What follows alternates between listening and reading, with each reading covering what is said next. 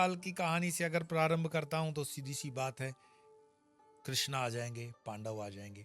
तो जब पांडवों ने अपने ही परिवार के साथ युद्ध कर दिया तो उनके ऊपर वॉर इज वॉर, कुछ ना कुछ तो उसका पाप पुण्य आता है।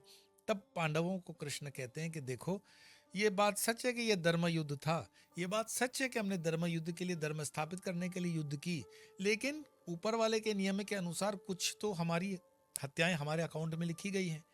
तो आप उस पाप से उरण होने के लिए भगवान शिव की कृपा प्राप्त करें और भगवान शिव की आराधना करें, और भगवान शिव ही आपके इस महापाप को दूर कर सकता है। तो क्या करना चाहिए? तो बोले जाइए शिव की शरण में जाइए। और पांचों पांडव द्रौपदी के साथ भगवान शिव को खोजते खोजते नेपाल जाते हैं। भगवान वहां से लुप्त हो गए। हरिद्वार, ऋषिकेश, काशी, ऐसे अन्य क्षेत्रों का विवरण आता है।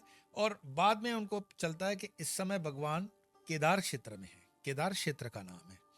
तो वो वहां पहुंचते हैं, और जब अभी चलना प्रारंभ ही है तो उनको पता चल जाता है कि भगवान श्री कृष्ण ने अपना शरीर छोड़ दिया पंच महाभूतों का। तो मन से वो बहुत दुखी तो हुए, लेकिन उन्हें पता था कि उन्हें अपना प्रायश्चित करने के लिए भगवान शिव की आशीर्वाद चाहिए ही चाहिए।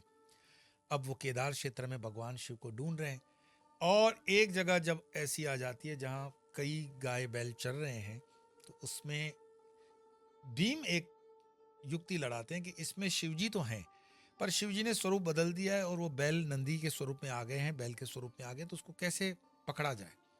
तो वो दोनों टांगे पहाड़ों पर खड़े करके इस तरह करते हैं कि बैल तो निकल जाएगा उसके नीचे से, भगवान कभी टांग के नीचे से नहीं निकलता है।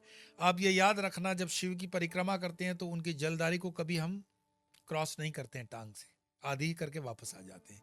कई चीज़ों में हमें कहा जाता है, बच्चों के छोटे नवजात शिशुओं को भी कभी क्रॉस नहीं करते हैं लेग से, तो उसके कारण है। पर आज हम बात कर रहे हैं केदारनाथ की।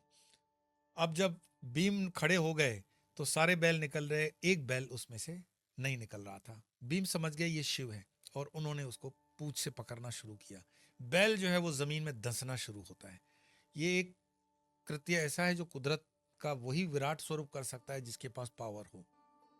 करते करते करते करते उसका जो खूंट है पीठ के ऊपर, उसको वो पकड़ लेते हैं, और भगवान शिव उनको दर्शन देते हुए कहते हैं कि अब मैं यहाँ खूंट स्वरूप में रहूंगा, तुम यहीं तपस्या करो।